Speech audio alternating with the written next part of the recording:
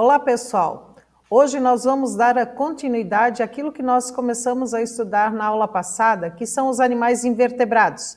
Vamos estudar um pouco melhor os plateumintos.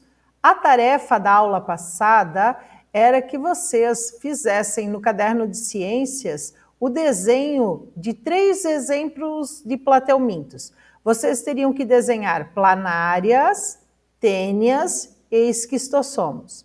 Então, na aula passada, a professora encerrou a aula passada com esses 3 exemplos de plateumintos. Relembrando que os plateumintos são aqueles vermes que têm o corpo achatado, esmagado. Ele não é cilíndrico. A prof vai usar a minhoca como referência. Se eu pegar uma minhoca na mão, eu vejo que o corpo dela é arredondado, ele é cilíndrico. Já os plateumintos são animais invertebrados com o corpo achatado, ou seja, esmagado. Vocês fizeram a tarefa da aula passada e vocês identificaram os 3 exemplos de plateumintos. Na aula de hoje, nós vamos estudar melhor o primeiro exemplo, que são as planárias. Então, para hoje, nós vamos começar a estudar as planárias. As planárias são plateumintos de corpos achatados. Aqui vocês estão vendo 3 tipos de planárias. E aí vocês vão dizer, mas prof, planária é lesma? Não. O que diferencia uma planária de uma lesma, que é um animal molusco? É essa estrutura aqui da cabeça. Observem essa estrutura da cabeça desta planária, é uma característica deste animal. Então, para a aula de hoje, nós vamos estudar as planárias, conhecer um pouco melhor as planárias, onde elas vivem, como elas se alimentam, como é que é o corpo delas por dentro, como é que elas percebem o meio ambiente. Então, vamos lá. Vamos estudar as planárias. Lembrando, as planárias são plateumintos e os plateumintos são vermes que apresentam o corpo achatado, esmagado. Os plateumintos são vermes que surgiram no planeta há provavelmente 600 milhões de anos. Então, são animais muito antigos no nosso planeta. Hoje em dia, atualmente, diante de toda a questão ambiental, nós temos catalogados, em média, 15 mil espécies de planárias. As planárias, elas gostam de viver em lugares úmidos.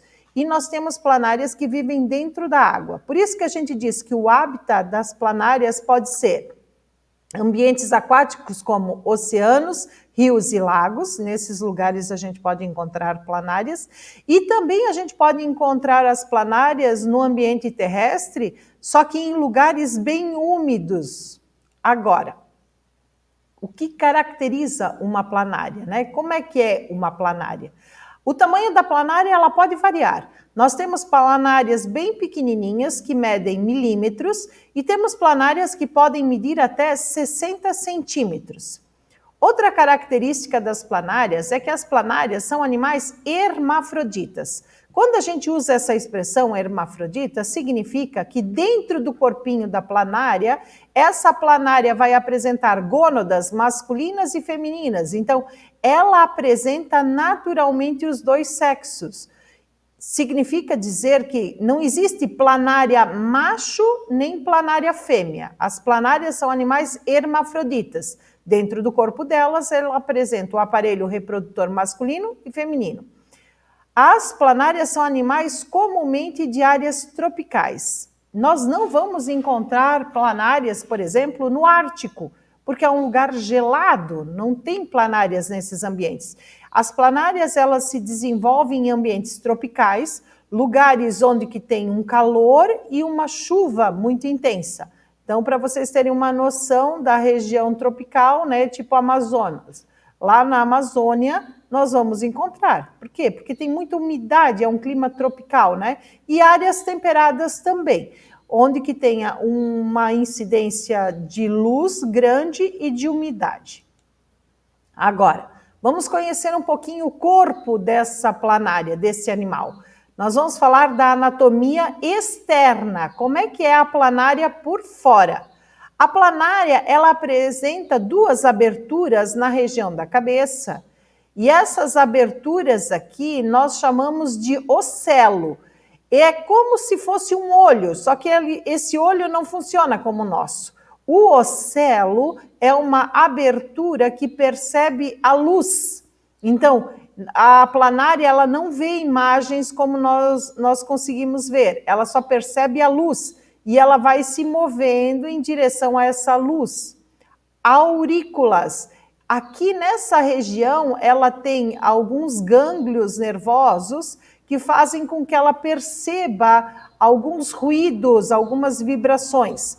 Então, ela apresenta océulo e aurículas. Na região ventral, quer dizer, debaixo do corpo dela, ela vai ter a boca e quando ela quer se alimentar, desta boca sai um caninho e anatomicamente esse caninho é chamado de faringe.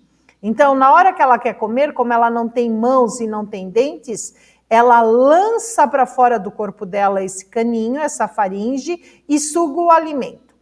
Próximo à boca, ela tem mais um orifício, mais um furinho.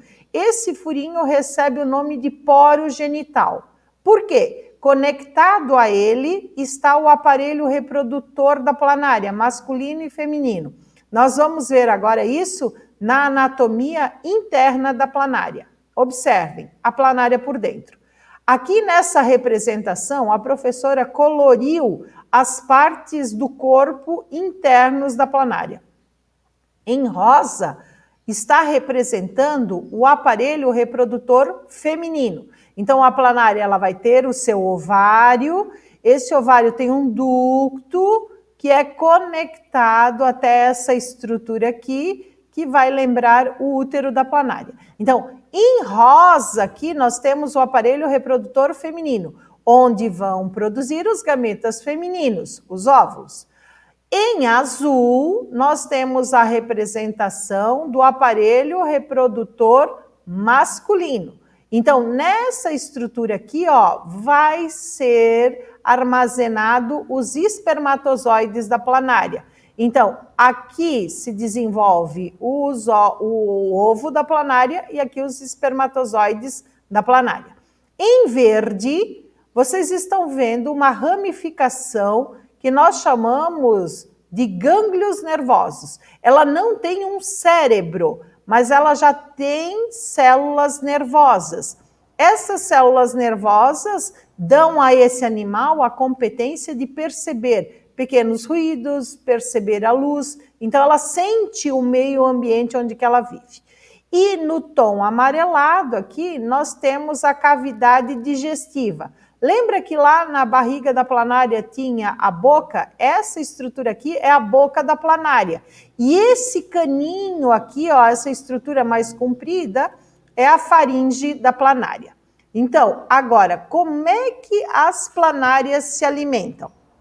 Então, aqui na barriga, a professora mostrou para vocês que fica a faringe. Isso é a boca e essa é a faringe. Então, quando ela encontra um alimento, aqui nós temos representado um pedaço de carne, porque as planárias elas vão se alimentar de pequenos invertebrados, né?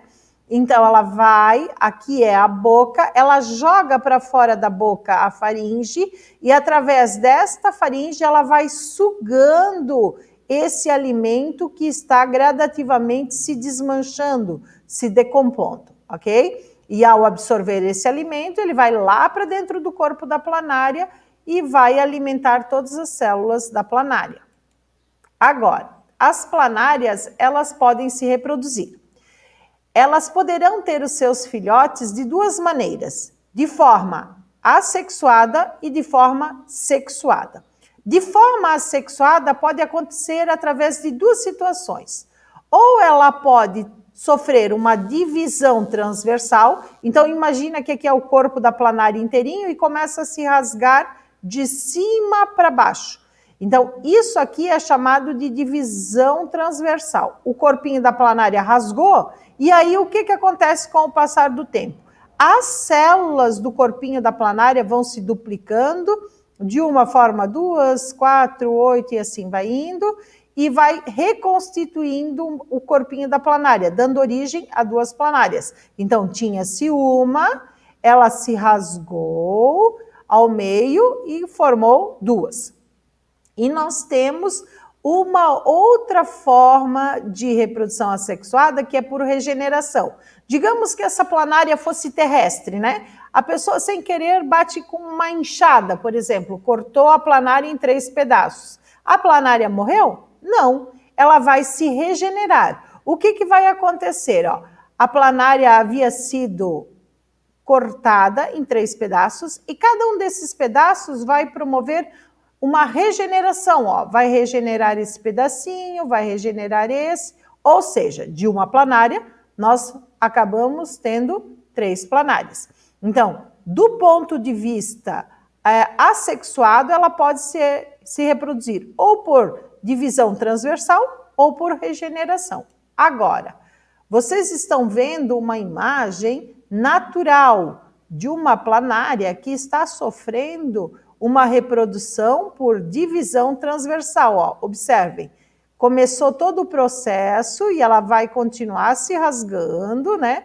Até que nós tenhamos 2 planárias. Aqui, ó, aqui está começando a divisão de baixo para cima, de cima para baixo. Então, isso aqui são imagens no ambiente aquático, onde uma planária está sofrendo uma reprodução assexuada por divisão transversal. Agora, nós temos a reprodução sexuada. Tem um diferencial na reprodução sexuada das planárias, porque como a professora disse no início, não existe planária macho nem planária fêmea. Todas as planárias apresentam os 2 aparelhos reprodutores, masculinos e femininos. Então, por que elas estão fazendo essa cópula, esse cruzamento? Porque as planárias, elas realizam o que na ciência nós chamamos de fecundação cruzada. Elas trocam entre si espermatozoides. Como é que isso funciona? Então, essa planária aqui, juntamente com essa, elas aproximam o poro genital, fica poro rente a poro. E o que vai acontecer com essa planária? Essa planária vai passar para o corpo dessa aqui os seus espermatozoides e esta aqui vai passar para o corpo daquela os seus espermatozoides. Ou seja, elas estão fazendo uma troca, um cruzamento de material genético. Do ponto de vista evolutivo, isso é muito importante, porque a troca de gene entre os seres vai fazendo com que esses seres acabem adquirindo um pouco mais de resistência, né? Porque essa planária é boa numa determinada situação, essa faz enfrentamentos em outras situações, ou seja, geneticamente elas apresentam pequenas características que podem estar fortalecendo a espécie. Então, voltando. As planárias que realizam fecundação sexuada, essa fecundação sexuada ocorre quando espermatozoide e óvulo se unem, ela vai acontecer de forma cruzada. Muito bem, a planária trocou os espermatozoides. O espermatozoide dessa planária aqui fecundou o óvulo desta planária aqui. O espermatozoide dessa planária fecundou o óvulo dessa planária. Agora, as 2 planárias estão prontas para fazer a colocação de seus ovos. Então, é como se essa planária estivesse grávida e essa aqui também estivesse grávida. Muito bem, foi feita a fecundação cruzada, as planárias já produziram os seus ovos. Agora, elas não chocam os ovos dentro da barriga delas. O que elas fazem? Cada uma dessas planárias vai criar um casulo. É como se fosse uma cápsula, um pacotinho. E dentro desse pacotinho, ela vai botar os seus ovos. Então, ela vai botando esses casulos e botando os seus ovos ali dentro. O tempo vai passando e os ovos vão se desenvolvendo, formando planárias jovens. Então, as planárias, elas se reproduzem dessa forma.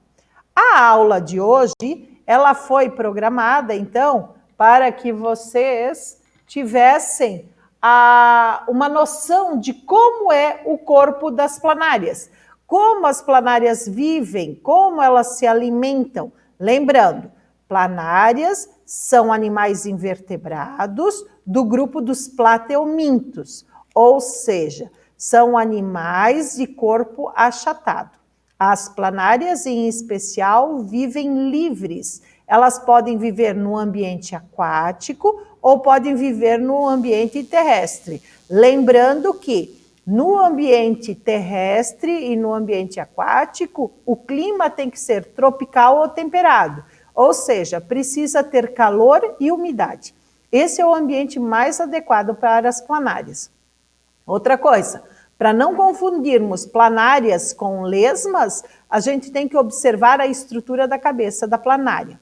Que a planária é um animal basicamente carnívoro, ela se alimenta de pequenos invertebrados que apresentam células, né? Ela não consegue fazer fotossíntese, ela precisa caçar para se alimentar. Então a gente considera ela um animal carnívoro, mas como ela não tem dentes, ela vai sempre lançar para fora de sua boca a sua faringe, que funciona como um caninho para que ela sugue esse alimento. A planária pode se reproduzir de forma sexuada ou assexuada. Lembrando que ela é um animal hermafrodita, que dentro do corpo dela aparecem os dois aparelhos reprodutores, as gônadas masculinas e femininas. Pessoal, para a aula de hoje, nós vamos encerrando com as planárias e na aula da semana que vem, nós vamos falar sobre a tênia, que é um plateuminto que precisa de um hospedeiro. Antes da tênia chegar no nosso corpo, ela precisa morar dentro do corpo de um outro animal. Então, para a semana que vem, nós vamos falar um pouquinho mais sobre este verme plateuminto chamado tênia. A professora espera que todos estejam bem e semana que vem nos encontramos novamente.